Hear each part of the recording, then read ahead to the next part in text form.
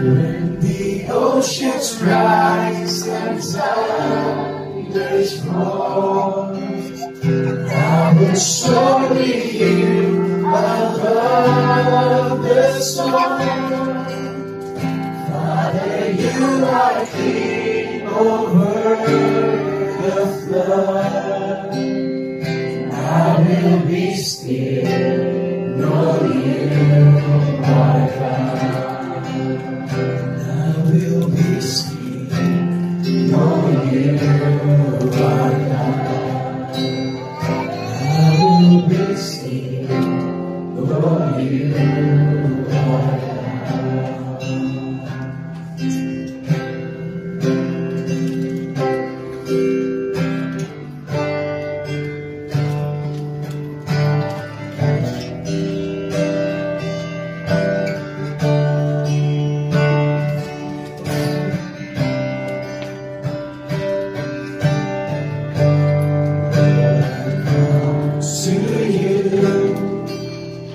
Let my heart be changed. Bring you flowing from the grace that I found in you.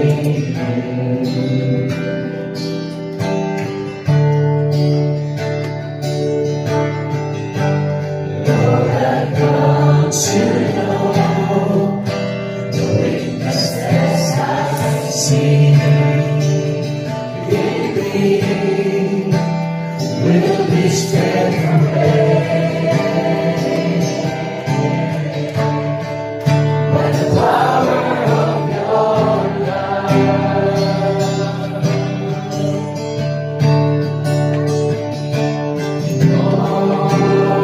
Holy Ghost, let your love surround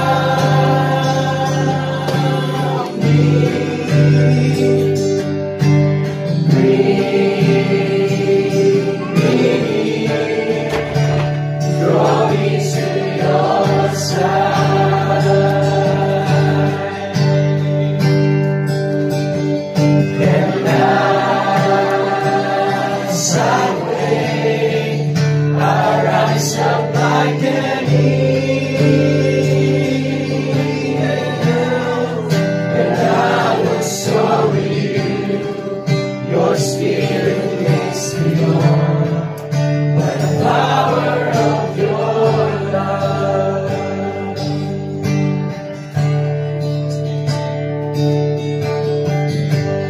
Lord, I come to you, let my heart be changed.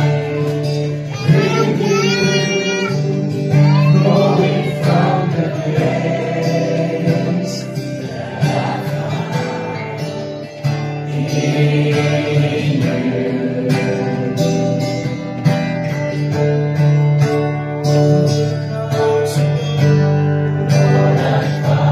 to know the weakness I see in me will be stripped away by the power of your love.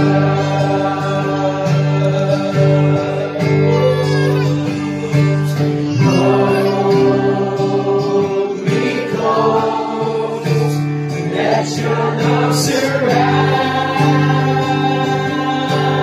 me. Bring me near, draw me to your side.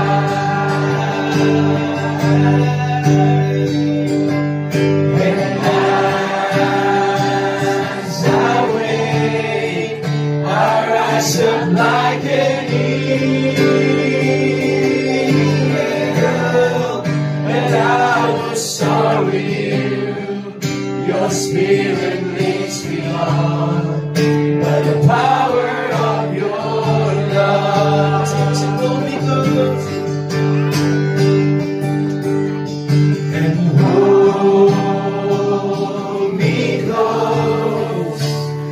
Let your love surround me and bring me near, draw me to your side.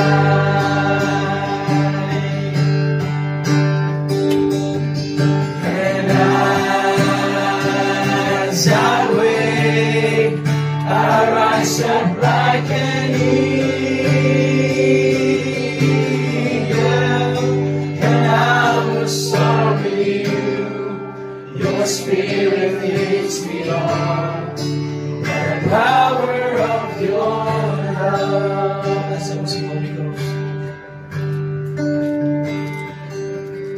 And hold me close, let your love surround me. Bring me near, draw me to your side.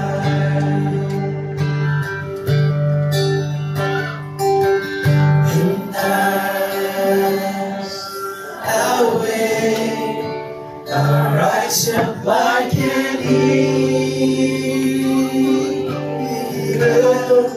and I will soar with you. Your spirit leads me on, by the power of your love. And I will soar with you.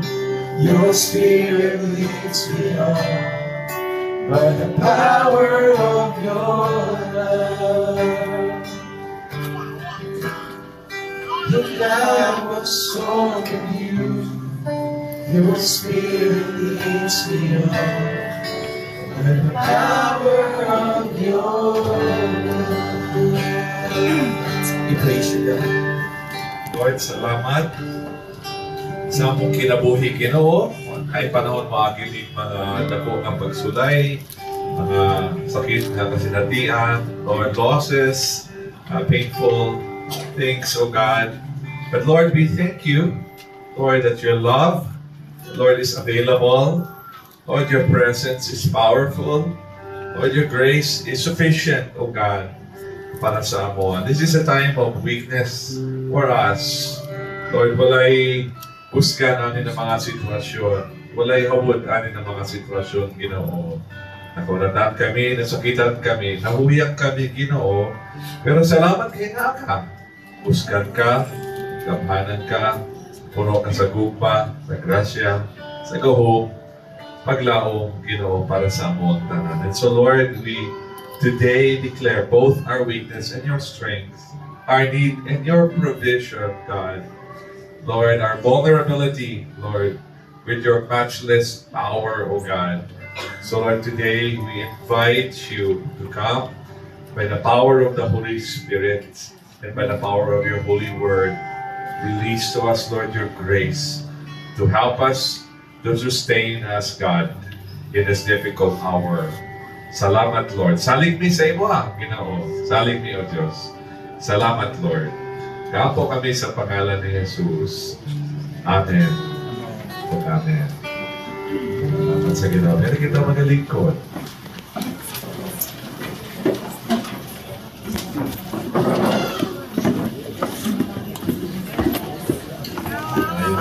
Sa tanan, no?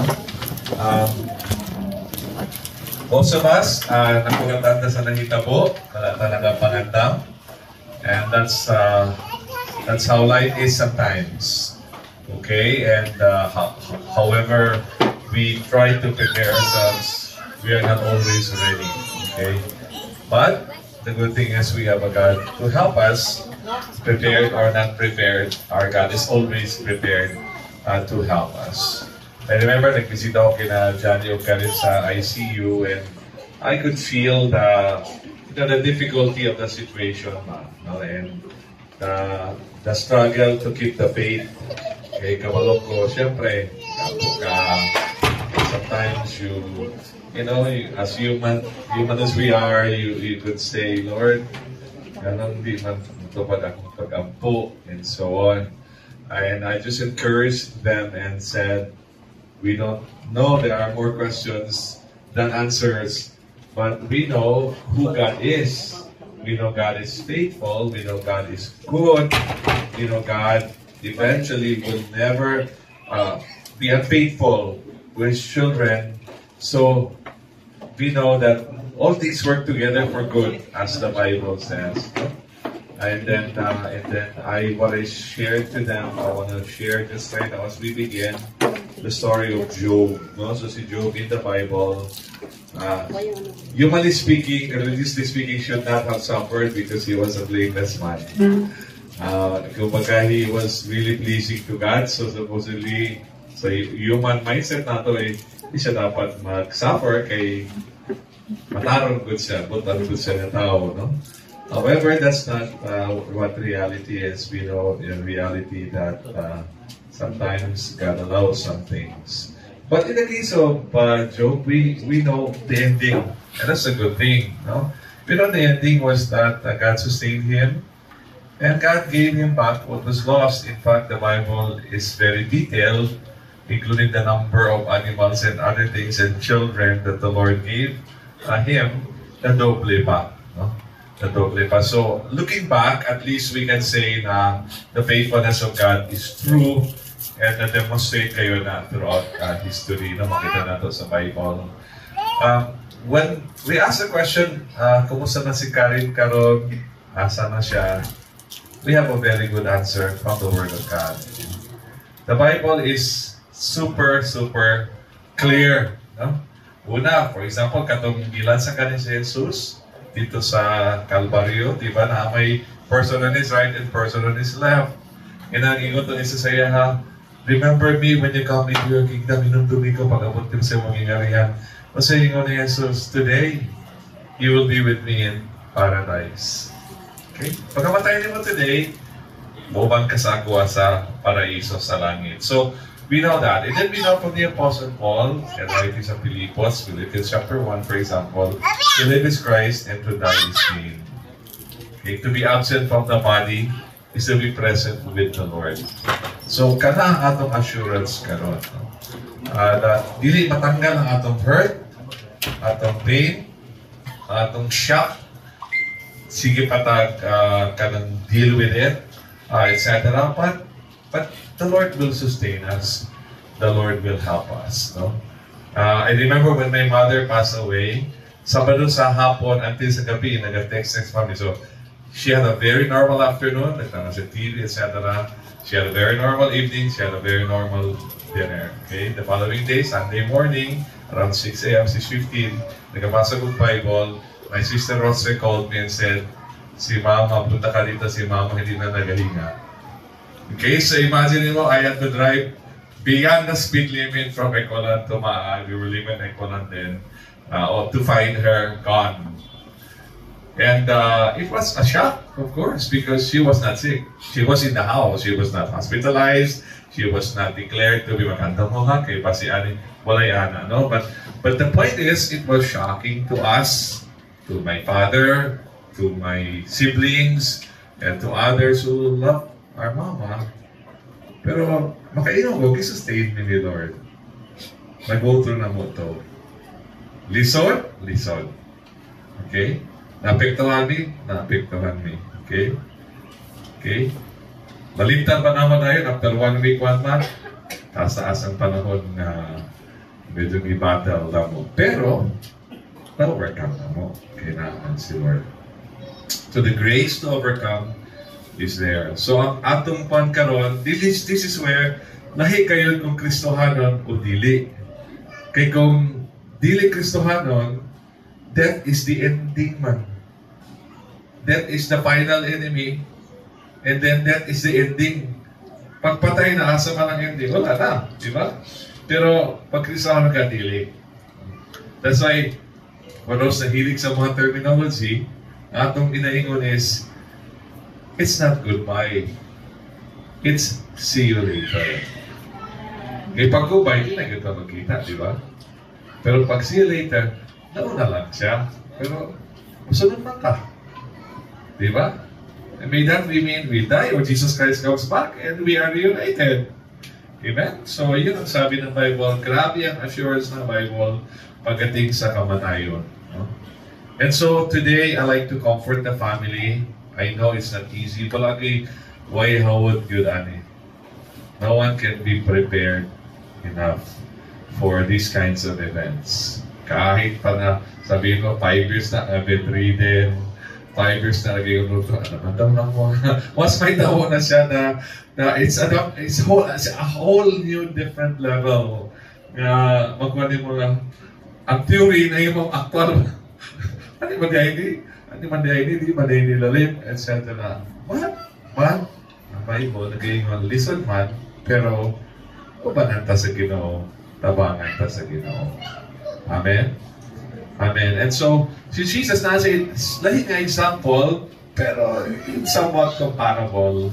Jesus nasa yung mga disciples, different ones, 3, 12, 500, and so on. And then later on, kato nagka-problema na, gibiyahan siya sa mga disciples, ginunay siya ni Pedro, etc. And then he said, prior to that, he said, you will all leave me alone. Yet I am not alone, because the Father is with me. Biyaan ko ninyo, wala ako na lang mabitin.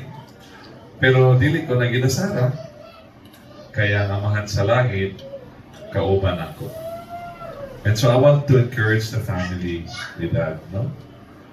I know si Karin, very valuable akong na-learn in the time that I was here a few days ago and then with conversations, very valuable as a family, no? With the passing of their Papa Oscar. Grabe siya attitude to the family. She filled a role that will be missed, that is hard to fill. That was very, very a source of strength, good, no? For everyone. However, the Lord is the God who can meet all our needs. People are great, but they're not God. They will be gone, but God is with us. So kana siya, I was talking to Johnny and saying, strong, no? Kaya kinianin yung sitwasyon, dili good ni sa lalim. Pero, ang Ginoo, banan mo sa Ginoo, tabanan mo sa Ginoo. So the Bible, again, gives us a tremendous promise that those who die believing in Jesus, they go to be with God in heaven. Na sila sa presensya sa Ginoo. Na sila. Bisan karon naman tayo, you know? Respeto yung taha sa mga tinuuhan sa uban. Respeto nato na, pero base lang sa Biblia, ayan ka lang, wala na sa 40 días ka lupad-lupad kung asa nag-ato. Diretso na sa presensya sa Ginoo. Yun man ni Jesus, today, karon adlaw dito ka mag-uban ta sa paraiso. Yun ang Apostol Pablo sa Biblia, mamatay ka, okay? To be absent from the body, wala na yung spiritual lawas, is to be present with the Lord. Dito lang ka sa uban sa Ginoo. So that's the assurance. In the meantime, na ang Ginoo to sustain, to strengthen. Okay? Now, nagkayo ng Bible, ang Bible grabe ka-realistic. Diligay mo sa Bible, kilap niya, ano makikilao mo? Yung ang Bible, it's okay to grieve. 1 Thessalonians chapter 5, no, ingon ng Bible dito na I tell you these things so that you grieve, but not like the people who have no hope. Okay, so pinita, mag-uol, hilak, no? Medyo mawala ta kami sa passing, kaya naapektuhan yun na kayo, okay lang. Pero, dili pa rin sa mga tao nga way paglao. Hilaka na to, pero not as the final ending. More of na-miss lang yun na to siya.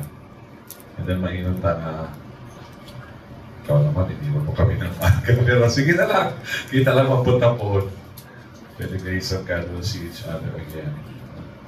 To be absent from the body is to be present with the Lord. And nasa karon sa presensya sa Ginoo.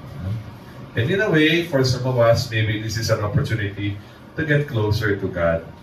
Kasi sa plano yun baya sa Ginoo, no? Ang tanang tao o mga possessions nato, people and things, are just bonus lang yun baya na siya. additional blessing lang ba in the plan and design of God for life. Ang atong relasyon sa Ginoo ang primary blessing. Okay? And ang mga gihatag ni Lord, asawa, anak, amigo, amiga, best BFF, whatever, kuya, ate, anak, regalo lang na ni Lord. And in the reality of life, here on this earth, kapag kakaroon, wala yun. Wala forever. People will be gone. Pero si Lord, di mawala. Siya mag-sustain sa atua. And so I pray that the Lord will help you in this time. No? Ihilak lang sa Ginoo. Iduo lang kang Lord. Pakayo lang ka ng iyang grasya to sustain. But He will be around and He will sustain you. Okay? Now, I know na ay mga realities sa inyong matupaman. Like, for example, karon ugma idala ang body dito sa Lupon. And then sa 29, ilubong. Okay? And then after that, medyo dito na mas lonelier na part. Okay? Ang adrenaline, magbaba naman. Pero taas pa ang adrenaline. Ang mga tao will go back to their normal activities. Wala na yung bisita, wala na yung mumusta. Okay? Pero by that time, the same God, the same faithful Father, the same friend forever, the Holy Spirit, is with you. Kumanan mo sa Ginoo. No? Pagbingawan, hilak lang. Pagkuhan, sige lang. Okay lang. Iduwa lang sa Ginoo. Ikaw lang ka, Lord, pero move on. Always move on. Okay? Let no one ever say nga, gusto kang mag-move on. Or di ko ka-move on. Katong listen, okay lang to. Pero kung dili ka move on, marag dili na ang kabubuton sa Ginoo. Ang kabubuton sa Ginoo is we all move on. Life moves on. And then we will see her again. 1 Thessalonians chapter 5 gives an amazing promise. Dito, when Jesus Christ comes back, okay, He will gather to Himself ang mga buhi na nagatuon, nagasulod sa iya. And then ang mga namatay na sa ilang lawas, they're physically dead and they're buried, i-resurrect na ilang lawas, okay, because the body is very sacred to the Lord. And then ang ilang spirit, ibalik sa ilaha, and they will rise to the resurrection. Okay? And then dito, magkaroon ng grand reunion. The living and the dead. Okay? So, kana ang grabing ang good news. No? Ako sa akong mag-igso, dili ko kayo artig kung para sa siguro sa akong mga igso. Affected po ko para patay sa akong, labi na sa akong mama. Okay? Mamas boy man ako. Joke lang. pero anyway, nakuan ko. Pero the point is, the Lord will help us. And atong mga loved ones, we will really see them again. We will really see them again. So, ako I understand by the grace of God that temporary ang among distance sa among mama. Before my father died, during COVID, nag-alagan ng ko sa iyaha. I really took care of her. Mahal magkaya ang mga private duty nurse. So, nag-duty ko 8, 10, 12 hours basta na ako'y time to take care of him. And now he's with the Lord.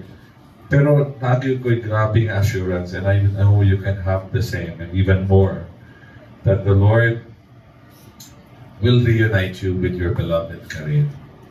Johnny, the whole family, the Lord will reunite you. It's not goodbye forever, it's goodbye for now. See you later. Makita na good mo balik. In a better time, in a better place. Kana na mag-grand reunion and forever na yun. That's why on this kind of gathering, amo gina take advantage ng opportunity na kung pwede mo malantok ta sa atong spiritual na kahimtang. Because whether we like it or not, we will all die. Tanan ka, kita mamatay na. Ako, paborito man ako mag-study yun for the years. Kapalit ko mga libro, mga DVD sa mga greatest men of history. Alexander the Great, Napoleon Bonaparte, si Genghis Khan, mga video, for the sake of education, para ma-educate ko. But you know, all of those people, asa na sila karon? Patay sila tanan. They were dead. We all die. We all die. So, pagkauman sa kamatay, kung sa may kasunod, what about the sa Ginoo? The Bible says it is appointed for man to die once, and after that to face God in the judgment. When we face God in the judgment, we better be ready. Judgment means evaluation. Evaluate us sa Ginoo. How did we live our lives? And if we did not live for God, for the glory of God, hindi nakapasa sa judgment sa Ginoo. And si Karin, we thank God for her life. In fact, there are so many people here who love her so much. Okay, that bless me. I'm sure like every person, including me, she was not perfect. But who is perfect? Wala man. No? She lived a life that honored God. And a life of believing God and serving God. So what I do na sa amo asa sa karon, she's with the Lord. So siya na sa kan, Lord, ikaw mo ko na sa Ginoo. Asa ka ibutang sa Ginoo after God evaluates your life. And so we encourage everyone na hatagan na itong panahon, malandog ka sa atong spiritual kahimtang kay diligod ta kaingon gyud. Ay to kay pako bata pako sa diligod. The unexpected death man eh. There are so many unexpected deaths. Diligod na nato maingon nga dili pa ko tawagon akong priority number di pa tawagon. Wa pa nakabalo sa imong priority number. The Lord man ang mag-decide na. But ate, ready ka. So pamataan ako, ready pa ka. Kung tawagon na ka sa Ginoo. And I believe, kung si Karin mo pamataan kay tanan ta diri lam nato siya, lamang punta niya. Gusto niya mo, kita-kita ka balik. Tanan ta. Walang iwala. Walang mawala. Lahat tayo kasama doon. Kasi lahat tayo balbabol sa kanyang malapit sa puso. Lahat tayo kasama sa presence ni Lord. Kung pwede, ready din tayo. So mamaya mag-pray po tayo, dalawang classic prayer po natin. Una, prayer for comfort for all of us, especially the family. Then pangalawa, prayer that we will be spiritually ready. Because I promise you, wala accepted tanang katao mamatay yun. Yan ang pamata na andang bata. Dapat andang bata. Okay, wala na removal exam. Wala na appeal. Wala na. Pag namatay ka, diretso judgment. Are you ready? So kanang atong mga. But for now, I would encourage the family. Be strong. The Lord is with you. He is your Father. He is your husband. He is your friend. The Lord is your husband, the Bible says. The Lord is your Father, the Bible says. The Holy Spirit is your friend who will be with you forever. Siya tinood na BFF. If you consider your ate to be your BFF, then the Holy Spirit is your truest BFF who will never ever leave you forever. So karon mag-apo kita, atong pikit atong mga mata mag-apo kita karon doon sa presensya sa atong Ginoo.